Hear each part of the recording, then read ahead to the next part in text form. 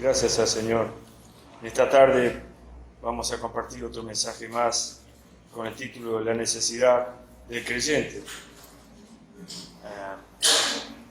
Todos nosotros sabemos que Dios creó la tierra y a partir de la caída del hombre, la tierra se tornó este mundo. Y este mundo gobernado por Satanás se ha llamado este sistema, la cual está rodeado por todo el pecado, por la malicia, la maldad, y es una vida, como compartíamos el fin de semana pasado, una vida llena de vanidad. Por lo tanto, el mundo que nosotros estamos, en el cual vivimos y nos movemos, es un mundo que está en contra de la voluntad del Señor. Y así también, como es la carne, está en contra del Espíritu. También vale decir siempre en contra de la voluntad del Señor. Pero nosotros somos los hijos de Dios. Y esto es lo más importante.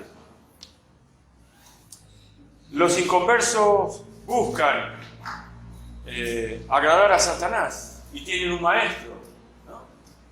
Que desde chiquito buscan la malicia, la maldad y las cosas de la carne, ¿no?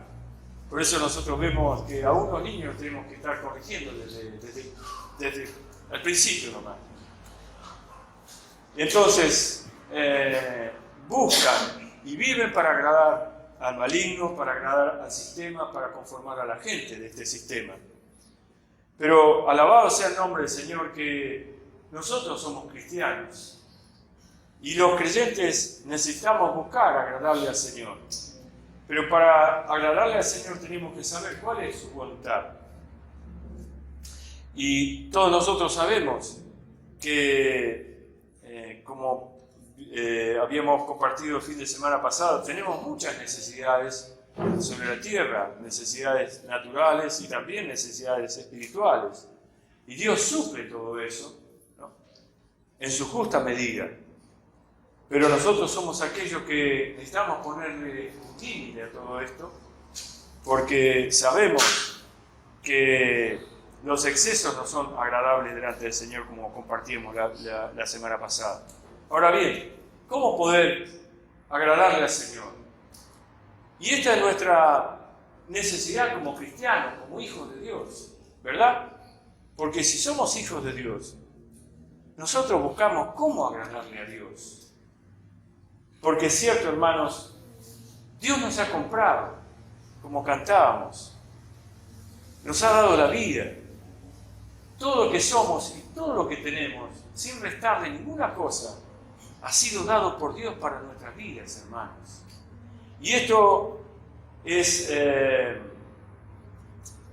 debe ser reconocida por cada cristiano, por cada uno de nosotros, todo lo que Él hizo por nosotros.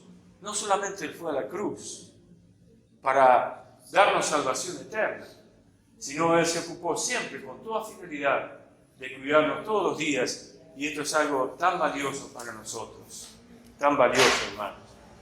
Si Dios quitara su presencia de nosotros, ¿cómo podíamos reunirnos? ¿A quién cantaríamos? A un Dios que se olvidó de nosotros. ¿Cómo nos podríamos alegrar en el Señor? ¿Qué cantaríamos? ¿Qué realidad tendríamos? Pero la verdad es que Él es fiel hasta el día de hoy, y lo será, porque como habíamos cantado también, su palabra es fiel. Puede pasar todas las cosas, cielo y tierra, pero su palabra no va a pasar. Entonces, alabamos al Señor, que es necesario que nosotros podamos conocer al Señor a partir de las Escrituras. Ella nos enseña, y por otro lado tenemos el Espíritu Santo, ¿no? Y podemos, si nosotros vemos en 2 Timoteo 3:16, esta palabra conocida por todos, pero es tan indispensable, tan preciosa, que dice: toda la Escritura es inspirada por Dios y útil para enseñar, para redarguir, para corregir, para instruir en justicia, Entonces, la instrucción de Dios, la palabra de Dios, que viene para enseñar, para corregir, para redarguir, para instruir en justicia, muchas veces se opone a nuestra propia opinión, a nuestro parecer. Entonces, por eso es que también nos reunimos y tenemos la palabra de Dios, y es bueno que nosotros tomemos de ella todos los días de nuestra vida para meditar, para considerar, para valorar todo lo que es su palabra, para que nosotros seamos estos que vivimos para guardar su palabra, amándola, atesorándola en nuestros corazones y así buscar agradarle. Porque ciertamente que cuando nosotros nos distanciamos de ella, hay un vacío en nuestro corazón, y es también la distancia que nosotros tomamos de Dios. Porque la palabra es también el propio Señor hablando en nuestros corazones. Y es indispensable que en nosotros haya esta tarea tan necesaria. Ella, hermano, nos enseña a vivir. Sin ella no podemos aprender nada. Por eso, gracias a Dios por su palabra. Gracias a Dios. Él corrige lo torcido, endereza nuestros corazones, sabe de las intenciones, llega a lo profundo de nuestro corazón para traernos luz y para que podamos ser alumbrados en nuestro caminar, para que podamos aprovechar mientras estamos aquí, viviendo en el temor de Dios, experimentar todo lo que Dios tiene para nosotros. Gracias a Dios que somos sus hijos, hermanos. Gracias a Dios que somos sus hijos. Y ahí en el Salmo 34 podemos leer una promesa. Lo mismo, o principio, vamos a decir, que son promesas también. En el 34, versículos 9 y 10, dice el 9, temed a Jehová, vosotros sus santos, pues nada falta a los que le temen. Los leoncillos necesitan y tienen hambre, pero los que buscan a Jehová no tendrán falta de ningún bien. Esto es lo que habla el Antiguo Testamento, y es solo dos versículos. Pero la Biblia, tanto el Antiguo como el Nuevo Testamento, está lleno de este tipo de promesas. Así como habíamos terminado, se compartió el fin de semana pasada, que el principio de la sabiduría es el temor a Jehová. El temor a Jehová. El temor a Jehová nos restringe de no hacer lo que nos parece, de poder estar viviendo a la sombra de su amparo, a la sombra de su palabra, guiado por Él, por su Espíritu Santo, por la luz que viene de su palabra, por el consejo de Dios, que siempre es saludable y es de salvación para todos nosotros. Por eso dice, temed a Jehová, vosotros sus santos, pues nada falta a los que Él temen. Qué descanso, hermano. Esto es una promesa de Dios.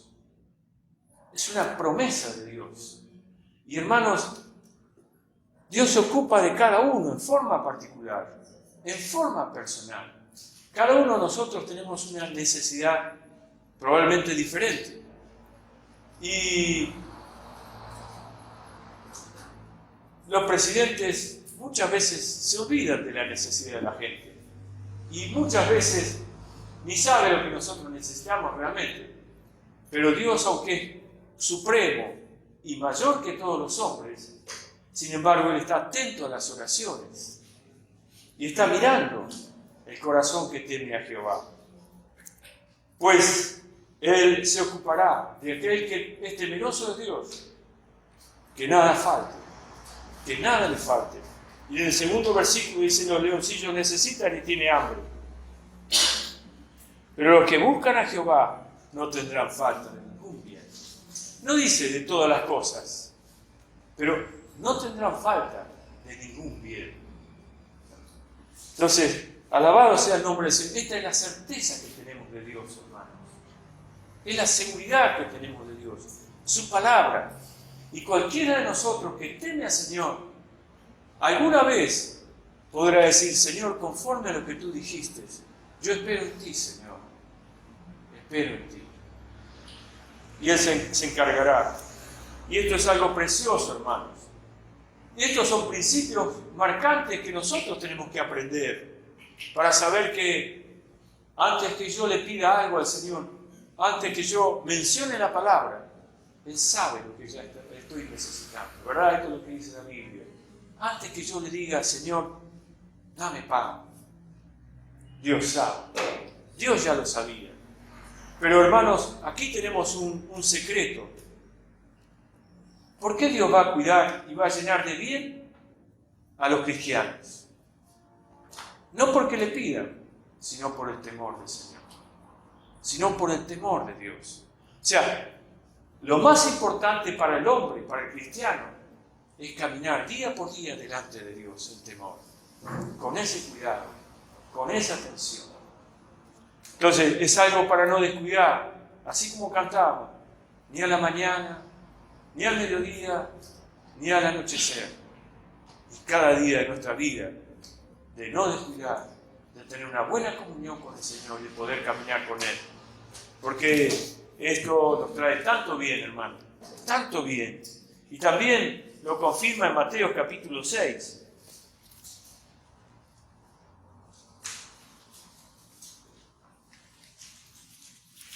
Versículos 31 a 34.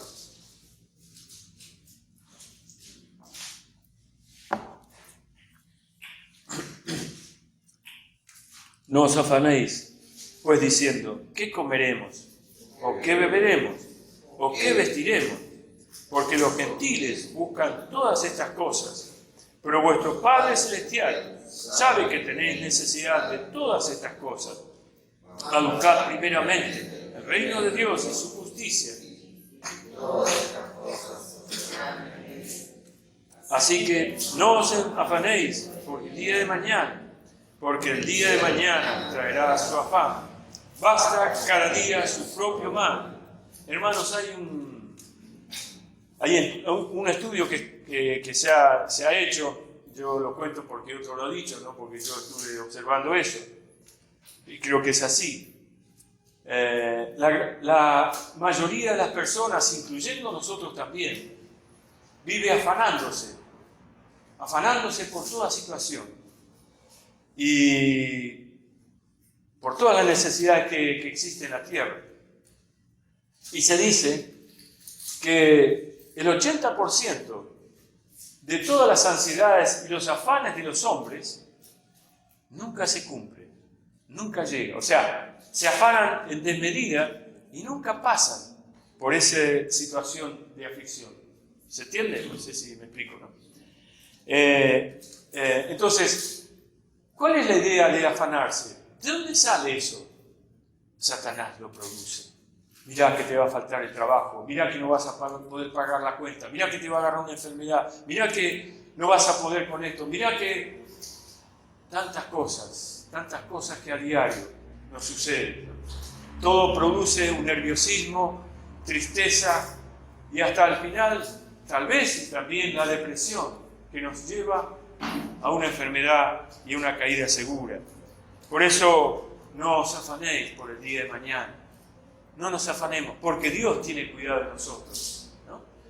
Dios tiene cuidado de nosotros. Y si nosotros pudiéramos observar todos los días de nuestras vidas, en qué manera delicada el Señor se ocupa de todos los asuntos nuestros cuando nosotros no nos afanamos. Dejamos: Señor, tú sabes lo que estoy pasando en mi corazón, pero espero en ti. Ni siquiera haría falta decir: Señor, esto, aquello y lo otro. Dios sabe nuestro corazón. Pero es tan precioso poder experimentar un Dios que nos sustenta, hermano. Porque eso trae la fortaleza y la certeza en el corazón del cristiano. Yo tengo un Dios. Yo tengo un Dios.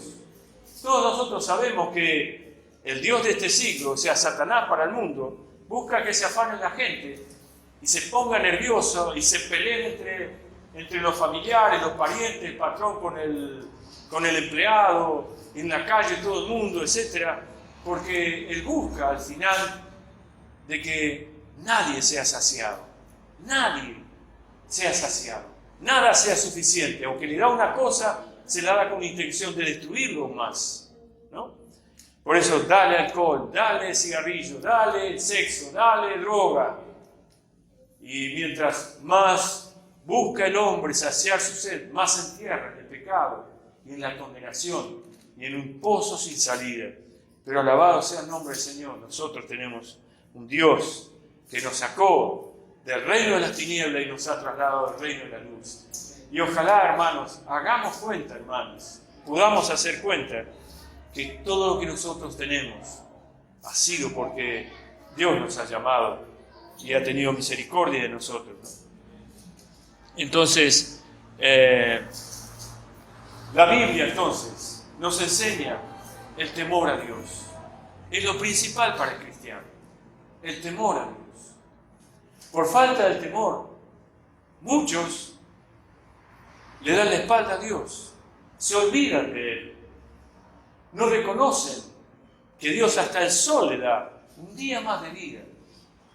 Y todo lo que hacen lo hacen en base a su esfuerzo, sin esperar nada del Señor. Y muchas veces también nosotros obramos con hipocresía, que en el momento de necesidad entonces clamamos a Dios. En el momento de necesidad entonces clamamos a Dios, esperando que Dios nos escuche. Digo, de esa manera nos escuchará. Qué diferente es si uno vive todos los días en la presencia de Dios. El día que tenga necesidad, una necesidad urgente, ¿no me va a escuchar? Entonces, qué importante que es poder guardar en nuestro corazón el temor a Dios. Y nosotros hemos visto Génesis 24, ¿se acuerdan? Hace algunas semanas atrás, tal vez un mes, más o menos. ¿Se acuerdan del casamiento de Isaac, verdad? Ahí muestra un principio, que también lo muestra 1 Corintios 7, podemos leerlo.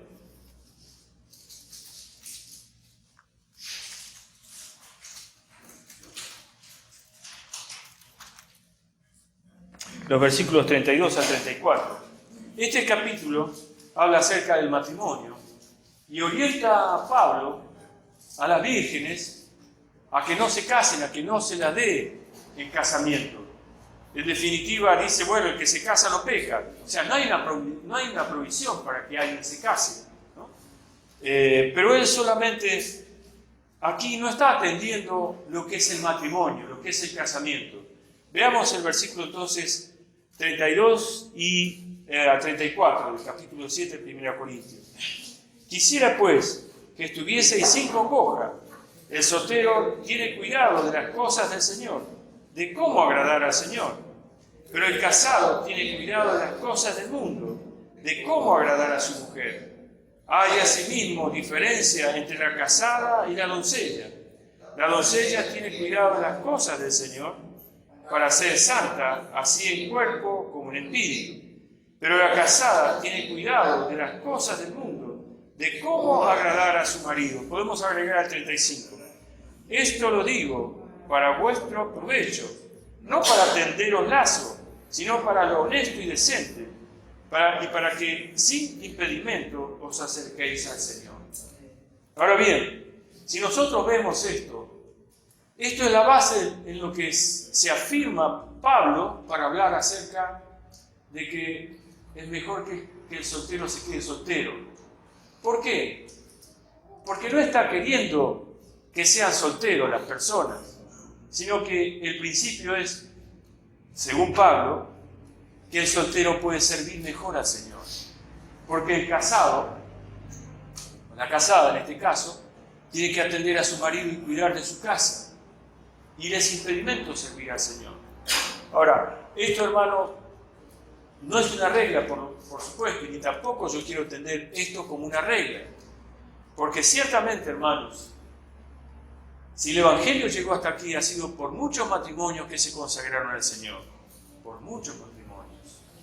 No digo que no haya habido hermanos que se hayan consagrado para el Señor, como mujeres también, hermanas también, que se hayan consagrado netamente al Señor y se hayan guardado el casamiento para poder servir 100% al Señor.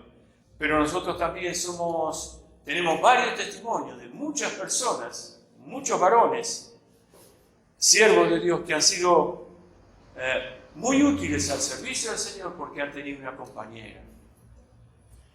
Y en el caso nuestro, hermano, nosotros estamos todos casados, ¿verdad? Y gracias al Señor, gracias al Señor. Así como vemos nosotros también en Génesis 24, yo quiero resaltar algo, como veníamos compartiendo recién. Dios se encarga de todas las cosas en todas las personas, en todos los cristianos. Dios se ocupa, hermanos. Y en esto, hermanos, yo quiero hablar a ustedes que aquí a nosotros que somos todos casados y los demás son muy chicos, muy pequeños, para hablar de casamiento, ¿no? Pero si nosotros miramos el principio en Génesis, ¿se acuerdan qué representaba Abraham? ¿Se acuerdan? Abraham representaba al padre, ¿verdad? Isaac representaba al hijo, ¿verdad? O sea, a Jesús. Y el siervo de Abraham representaba al Espíritu Santo, ¿verdad? Bueno, ¿se acuerdan cómo fue el relato, cómo es el relato de la Biblia y cómo se había compartido la palabra? Isaac no se movió nunca para ir a buscar una compañera. ¿Quién se encargó de eso? Se encargó el Padre y el Espíritu Santo trayendo una compañera de Isaac. Este es otro principio que marca la Biblia. Entonces, esto es para que podamos enseñarle a nuestros hijos, llegado el caso. La Biblia muestra este principio y yo creo en este principio. Es errado cuando yo estoy orando, pongámosle si fuera soltero, ¿no? O el que fuere soltero. Señor, por favor, te ruego por, no me sale un nombre, Jacinta, ¿no? No, bueno, no, que no quiero decir eso. Señor, te ruego por Jacinta, ¿no? Por decir, o las hermanas, te ruego por Pepito, Señor, tú sabes. Hermano, Dios sabe, y sabe nuestro corazón lo que necesita. Sabe lo que necesita nuestro corazón. Entonces, por otro lado también, si nosotros orientamos a nuestros hijos a que busquen al Señor y que delante del Señor pueden orar por una compañera, llegado el caso, por un compañero, que oren de esta manera, porque Dios no se va a equivocar. Pero por otro lado también, porque le estamos enseñando el principio de recurrir en todas las cosas al Señor. Y el Señor, no tengo dudas, hermano, sin que uno mueva un pelo, Dios va a traer el compañero y la compañera tan necesaria que podemos estar juntos sirviendo al Señor. Y esto es una gran bendición, no es un invento mío o algo así, es un principio de la Biblia. Ojalá podamos retenerlo. Entonces, hermanos, el asunto es, si nos vamos a casar, ¿cuál es entonces? Ya estamos casados, ¿no? Pero para aquellos que se van a casar y para aquellos que los que estamos casados, ¿cuál debe ser lo que premie nuestro corazón? Servir al Señor. Servir al Señor. Habíamos compartido, y esto es lo que yo quería, la intención de compartir el mensaje anterior, ¿se acuerdan? Dios hasta se deleita en el casamiento del hombre. Que el hombre pueda disfrutar de su compañera, de la relación íntima. Esto es algo puro, puesto por el Señor, para que el hombre y la mujer puedan disfrutar de esto que Dios creó, ¿no? Para su propio deleite. Habíamos hablado también de los excesos, por supuesto, el Señor nos libre de todo esto. Pero quiero decir, Dios se alegra cuando el hombre se puede contentar en las cosas que hace, en su trabajo, en todo lo que habíamos compartido el fin de semana pasado. Pero, hermanos, Dios no es un déspota, que esto no se puede hacer, no tenés que hacer aquello, no tenés que hacer lo otro, prohibido hacer esto.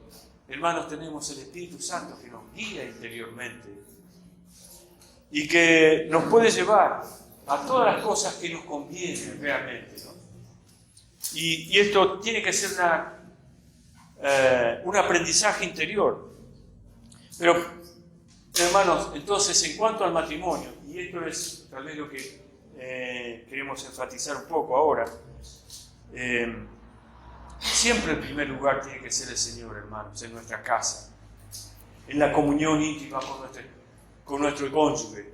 Siempre, hermanos, para un trabajo, para una decisión, no sé, para todas las cosas. Siempre, siempre, hermanos, para que obtengamos provecho en todas las determinaciones que nosotros tengamos.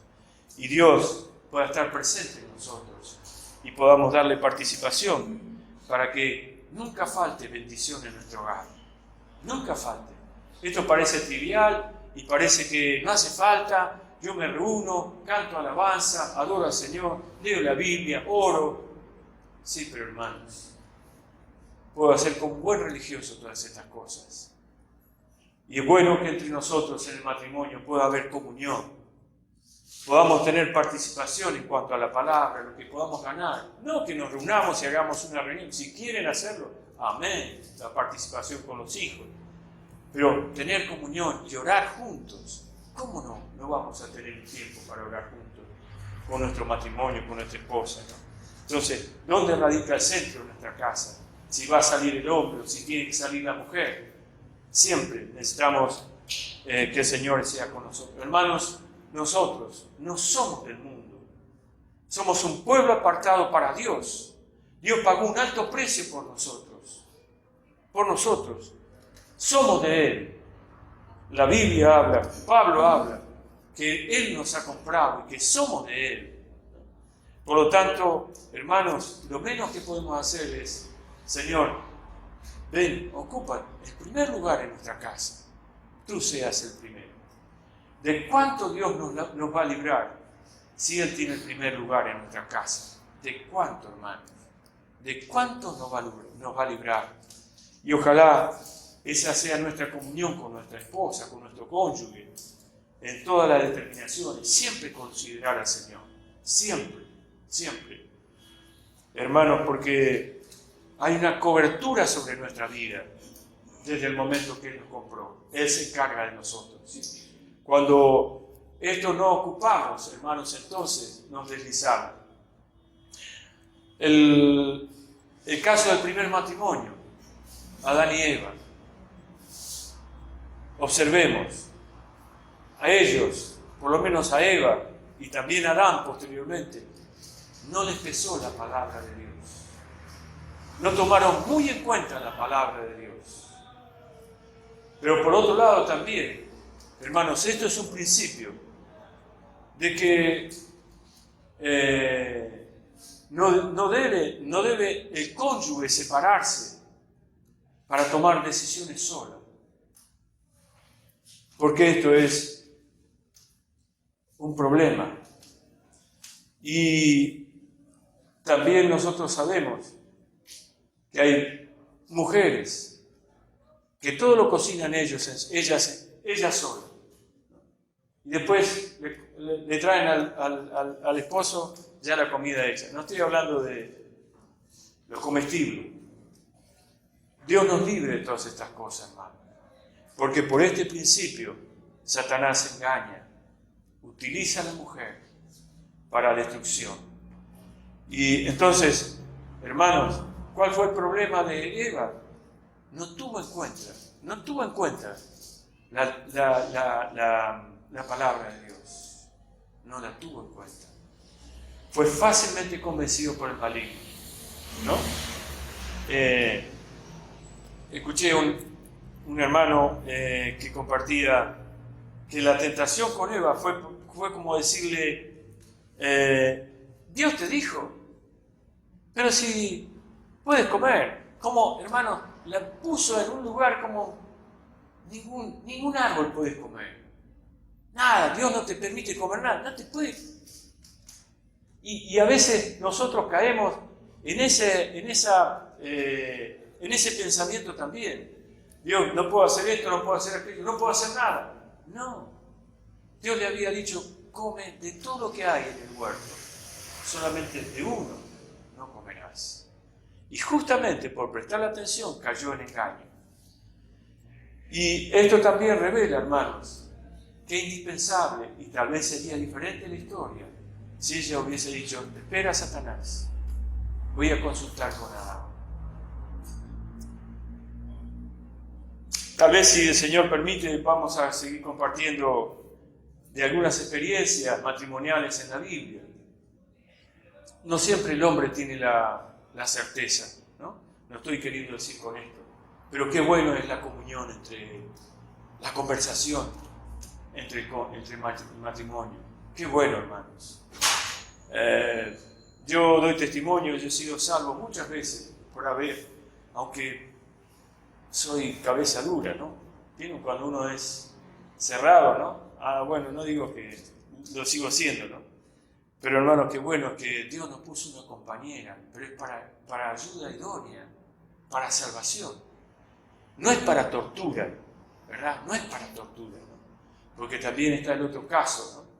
Que nosotros tenemos que, justamente, cuando somos influenciados por la corriente de este mundo,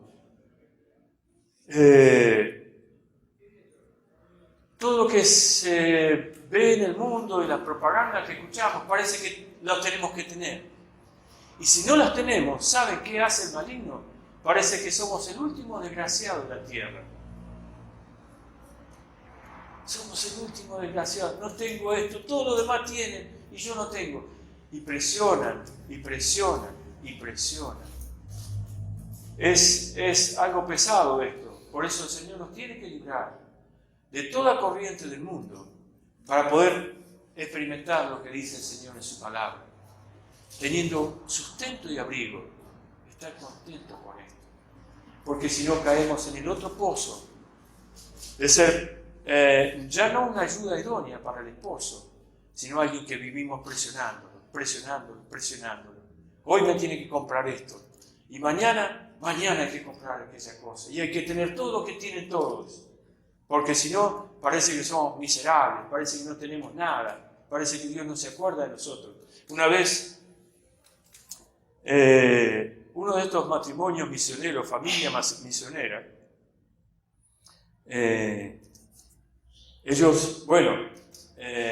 esta persona tenía un buen oficio. Cuando se convirtió al Señor, deseó vivir para el Señor, se casó, tuvo familia, y se prepararon para ser misioneros, fueron enviados a un lugar desierto.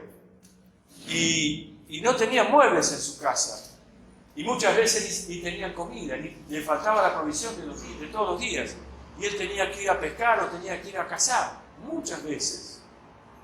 Pero en su corazón había una compañera que lo sustentaba. Y él también tenía ella también tenía alguien que se hacía responsable por su casa. Y hermanos, pesa la oración delante del Señor. Como varón, Señor, ¿cómo vas a cuidar de mi casa? Yo tengo una familia, tengo hijos. Entonces, qué bueno cuando los varones oramos delante del Señor para la provisión. Y esperamos en el Señor. Y no tomamos decisiones alocadas, fuera del Señor, desesperada por un soborno de Satanás. El Señor guarde nuestro corazón. La realidad es que este matrimonio ni siquiera tenía una mesa, comían sobre una mesa de cartón. Y entonces, en una de esas, uno de los chiquitos le dice: papá, fíjese, todos tienen auto, ¿cuándo vamos a tener un auto? Y bueno, le dice el padre: en su tiempo vamos a tener un auto. Y hermanos, consideremos esto. Eclesiastés también habíamos leído, o habíamos compartido, creo que Carlos había leído o algo. Todo tiene su tiempo. Todo tiene su tiempo. No quememos etapa, esperemos en el Señor, porque Dios tiene cuidado de nosotros, ¿no? Y entonces el padre le dice, bueno, todo tiene su tiempo. Y el nene, ¿pero cuándo es el tiempo? Mirá, le dice el papá, orá, si vos querés que nos dé un auto, orá. Sí, pero dice, y el padre dice, pero orá para que no sea un cachivache, por lo menos un auto que ande, que no tengamos que andar empujándolo. Y no, sí, papá, yo voy a orar por una combi, dice, una combi, así, entendemos todo esto. Dice que el chico oraba y oraba. Pasaron 4 meses. Y en una vez, oportunidad, vino un hermano y le regaló la llave de una combi. Y este es el obrar del Señor. No salió del bolsillo, ni salió del trabajo de él, ni se ambicionó en su corazón, o se entristeció en su corazón. Entonces, qué bueno es cuando nosotros damos esa enseñanza y esa orientación a nuestros hijos, porque más vale lo que nuestros hijos ven de nosotros que lo que nosotros le hablamos y le enseñamos con palabras a nuestros hijos. Hay otra anécdota que me dijo mi mamá, esto fue algo verídico. Dice que una vez había un matrimonio que, bueno, la familia estaba compuesta del matrimonio y un hijo y el abuelo de la casa, y ya era viejito, ya era anciano, y tenían que cuidarlo demasiado, ya era un hombre que había que atenderlo. Pero por muchos años ellos se habían acostumbrado a darle de comer un plato de madera en un rincón al viejito, al abuelo, al padre, digamos, de uno de ellos. Y un día, el nene creció con todo esto, viendo al abuelo siempre comiendo en un rincón fuera de la mesa con un plato de madera. Siempre lo vieron ahí. Y por supuesto, a él lo atendían, al marido, al nene, cariño, abrazo, beso y todo eso. Y el abuelo siempre comiendo ahí. Y un día encuentra la madre, encuentra al nene con un pedazo de madera, clavo, serrucho y martillo, mete a golpear y serruchar y todo eso. Y la madre le dice, uy, qué bueno, hijo mío, estás jugando con maderita, estás armando algo. Y él le dice, sí, mamá, pero no estoy jugando, dice, yo estoy armando un plato para que cuando ustedes sean viejos también coman como el abuelo. Entonces esas cosas van mucho más que nuestras palabras. Nuestros hijos nos ven. Es importante que podamos prestar atención a todo eso, ¿no? A veces las palabras no son suficientes, sino van acompañadas con actitudes, ¿no? Y qué bueno es cuando desde la niñez los niños pueden aprender por nosotros a cómo se vive delante del Señor con temor y con reverencia, ¿no? Entonces, el Señor nos dé la gracia para que en todas estas cosas, hermanos, podamos poner en primer lugar, porque, hermanos, no es un detalle menor el consejo de Dios en las Escrituras. Primero yo. El Señor dice, primero yo, primero yo, primero yo. Si nosotros guardamos este principio en todas las áreas de nuestra vida como matrimonio, hermanos, Dios se encarga. Él dice que se encarga, no lo digo yo. Él dice que se encarga de todos nosotros. Puede hacer como compartí este hermano, que ahora no es el tiempo, pero esperemos con paciencia, porque las cosas pueden cambiar, ¿no? Y nosotros sabemos que la historia es de cambios y cambios. Si José hubiese renegado delante de Dios, diciendo, Señor, tú me prometiste que yo iba a ser rey, que yo iba a estar en una situación de poder, ¿y por qué ahora me venden mis hermanos? ¿Por qué ahora estoy en un pozo? ¿Y por qué después estoy en una cárcel? Porque Dios promete, pero todo tiene su tiempo, todo tiene su tiempo, y el tiempo de Dios no es accidental, es porque necesitamos la humillación, necesitamos el reconocimiento Necesitamos saber de dónde nos saca el Señor. Porque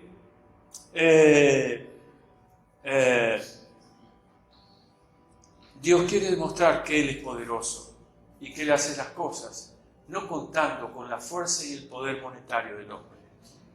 Y si no es así, hermanos, si nosotros apresuramos los tiempos, entonces nosotros vamos a conseguir las cosas con mucho sacrificio, con gran dolor, con gran dolor. Y eso fue la experiencia de Adán y Eva. Gran dolor, lo tenían todo y todo lo perdieron por ser apresurados, por no tener en cuenta la palabra de Dios. Entonces, bendito sea el nombre del Señor por todos los principios que en las Escrituras nosotros tenemos. Se va el tiempo, ¿no? Pero todas estas cosas, hermanos, si no hay acuerdo en el matrimonio, por eso es importante que nosotros nos presentemos delante de Dios como hijos de Dios. Sé que por ahí hay matrimonios que no pueden tener oración juntas, ¿no? Tenemos que ir al fondo. ¿Por qué no podemos? Podemos hablar de lo que vamos a comprar, vamos a vender, vamos a ir para acá.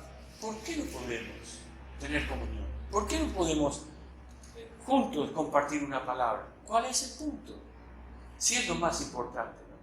Que el Señor nos alumbre, hermano.